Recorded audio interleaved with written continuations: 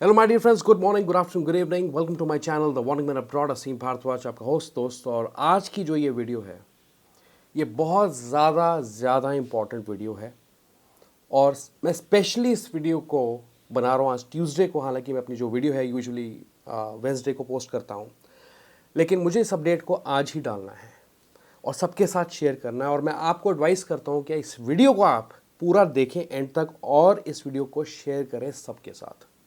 ये बहुत important message है। हमारे सामने यहाँ पे एक केस आया है जहाँ पे कुछ लोग ग्रुप टूर में गए।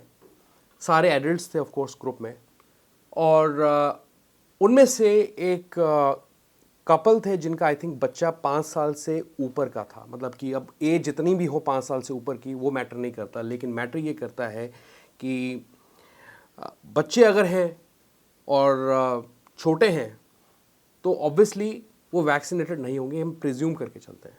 ओके, तो यहाँ पे क्या हुआ उनके साथ कि आते वक्त जब वो इंडिया लौट रहे थे, एयरपोर्ट पे उन्हें रोका गया।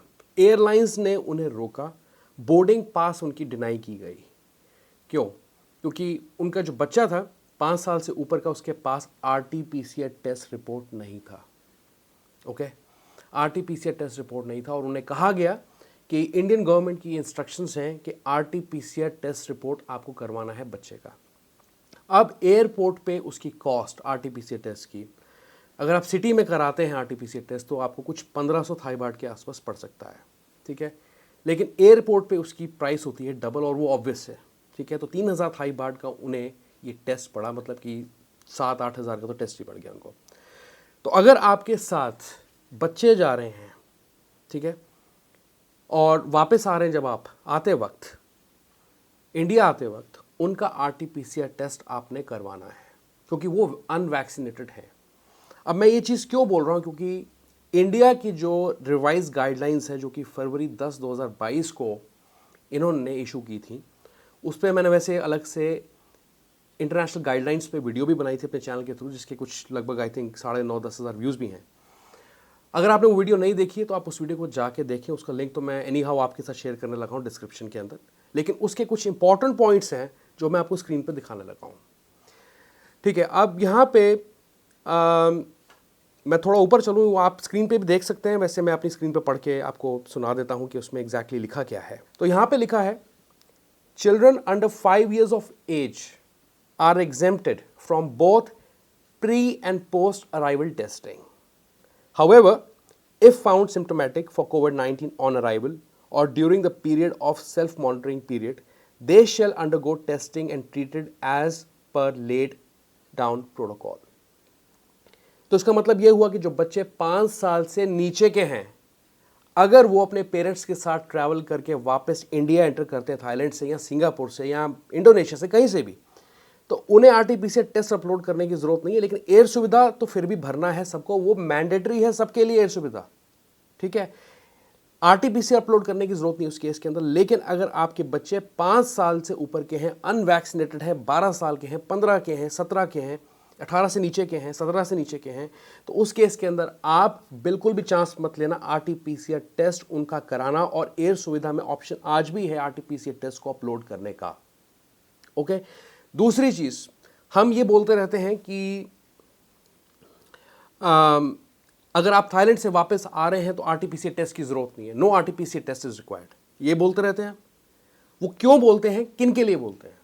जो लोग वैक्सीनेटेड हैं उनके लिए बोलते हैं। क्योंकि अब मैं आपको वो पॉइंट भी यहां पे पढ़ा देता हूं। दूसरा आर्टिकल है जिन्होंने इशू किया था, वहां बहुत क्लियरली लिखा है, list of countries regions in respect of which primary vaccination schedule completion certificate is allowed to be uploaded, ठीक है।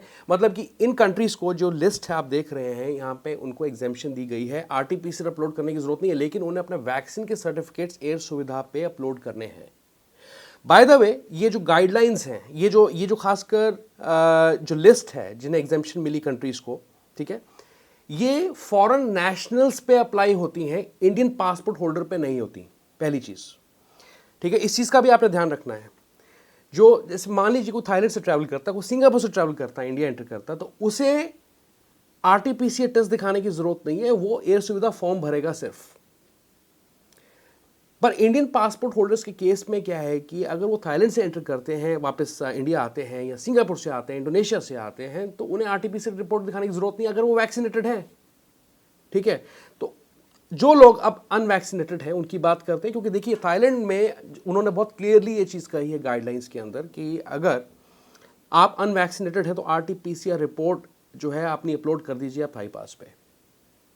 लेकिन आते वक्त क्या करना है आपको पता है, अगर आप अनवैक्सीनेटेड हैं तो आपको वहाँ से आरटीपीसीआर रिपोर्ट जो है करवाना पड़ेगा, अपना टेस्ट करवाना पड़ेगा, उसे अपलोड करना पड़ेगा एयर सुविधा पोर्टल पे, अगर आप अनवैक्सीनेटेड हैं किसी भी रीज़न की वजह से। ओके, तो इस चीज़ का आपने ध्यान रखना, दोनों चीज़ों का आपने ध्यान रखना है, इसमें कोई गलती ना लगे आपको। अब जो बच्चे इंडिया से थाईलैंड ट्रैवल कर रहे हैं अपने पेरेंट्स के साथ, जो वैक्सीनेटेड पेरेंट्स हैं उनके, वो कवर्ड हैं already bye their vaccinated parents, की मतलब कि उन्हें आरटीपीसीआर टेस्ट करा के चलने की ज़रूरत नहीं है अगर वो थाईलैंड विजिट कर रहे हैं। ठीक है, अब ये चीज़ भी जो है क्लियर नहीं थी, टू बी वेरी ऑनेस्ट। जो अगर आप आर्टिकल देखेंगे टूरिज्म अथॉरिटी ऑफ थाईलैंड का, उसमें इस बच्चों के बारे में कोई जिक्र ही नहीं किया उन्होंने कि उन्हें आरटीपीसीआर टेस्ट कराना है नहीं कराना है। ठीक है, अगर आपको फिर भी कोई डाउट है, मेरा पर्सनल टेक इस बारे में ये है कि अगर आपके बच्चे इंडिया से भी थाईलैंड ट्रैवल कर रहे हैं तो आप आरटीपीसीआर टेस्ट उनका करवा सकते हैं। वैसे ज़रूरत नहीं है, पर आप करवा के चलें, आप चाहे उसे अपलोड करें या ना करें थाईलैंड पास में, उसमें उस चीज़ के अंदर कंफ्यूज होने की ज़रूरत नहीं है। एनी हाउ आपके पास एक फिजिकल डॉक्यूमेंट है, तो घबराए ना बिल्कुल भी उस केस के अंदर। तो वैसे ज़रूरत नहीं है, लेकिन आप करवा सकते हैं to be on safer side, to avoid such hassles कि कोई आपको बोर्डिंग के लिए डिनाई कर दें, कोई आपको इमिग्रेशन पे रोक लें।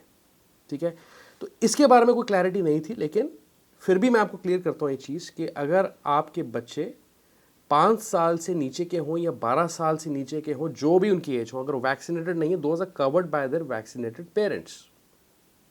ठीक है, लेकिन आप करा सकते हैं उनका आरटीपीसीआर टेस्ट, लेकिन आते वक्त आपको इस चीज़ का ध्यान रखना, अगर आपके बच्चे की उम्र 5 साल से नीचे की है तो आरटीपीसीआर टेस्ट आप नहीं कराएंगे, 5 साल से ऊपर की है तो आरटीपीसीआर टेस्ट आप करवाएंगे।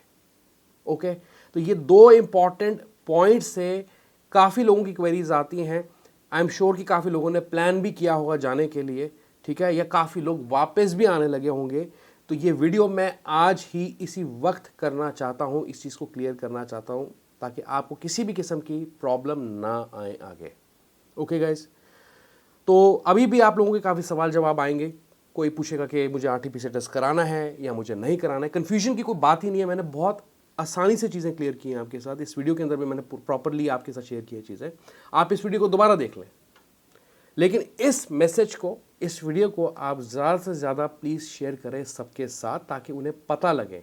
और ये बात सिर्फ उन लोगों की नहीं हो रही जो लोग थाईलैंड से आ रहे हैं यार वापस, ये कहीं से भी आप आ रहे हैं, कहीं से भी अगर आप आ रहे हैं तो आपको इन चीज़ों का ध्यान रखना है। ये जो गाइडलाइंस है ये मिनिस्ट्री ने, जो ministry of family and health welfare है, उन्होंने इशू की है। ठीक है, यूजुअली फॉरेन कंट्रीज़ के केसेस में अब क्या हो रहा है कि जो बच्चे हैं those are covered by their vaccinated parents, जो 12 साल के हैं, 12 साल से नीचे के हैं। लेकिन इंडिया के केस के अंदर क्या है कि इन्होंने कहा है कि जो 5 साल से छोटे हैं बच्चे, उनका आरटीपीसीआर टेस्ट नहीं होगा, लेकिन ऊपर वालों का होगा। और ख़ासकर अगर आप एडल्ट हैं, अनवैक्सीनेटेड एडल्ट्स हैं, तो भी आपका आरटीपीसीआर अपलोड करना पड़ेगा एयर सुविधा पे। That is the difference. Because हम लोग उन लोगों को कंसिडर करते हैं ज़्यादातर, या हम उन लोगों की बात करते हैं जो लोग वैक्सीनेटेड हैं। हम किसी को रिकमेंड भी नहीं करते, अगर आपको वैक्सीन नहीं लगी, आप लगवाना नहीं चाहते, हम रिकमेंड नहीं करते आपको कि आप ट्रैवल भी करें, क्योंकि यहाँ पे इस किस्म की कॉम्प्लिकेशंस आएंगी और आपको एडिशनल टेस्टिंग के खर्चे पड़ेंगे। ठीक है ना, तो किसी मेडिकल रीज़न की वजह से नहीं लग सकती आपको, तो एक डिफरेंट चीज़ है वो अपने आप में। लेकिन अगर आप वैक्सीन लगवाना नहीं चाहते और ट्रैवल भी करना चाहते हैं, सब चाहते हैं, तो आपके लिए जो है ये खर्चे का मतलब जो है ये डील हो सकता है, खर्चे का डील हो सकता है, राइट। तो इन चीज़ों का ध्यान रखें प्लीज़। इस वीडियो को दोबारा बोलता हूँ, शेयर करें ज़्यादा से ज़्यादा, इस वीडियो को लाइक करें, चैनल को सब्सक्राइब जरूर करें। मिलता हूँ आपको अगली वीडियो में, अगली थाईलैंड वीडियो में, या और South East Asian travel updates के बारे में हम बात करते रहते हैं। तो I see you once again, good bye, take care.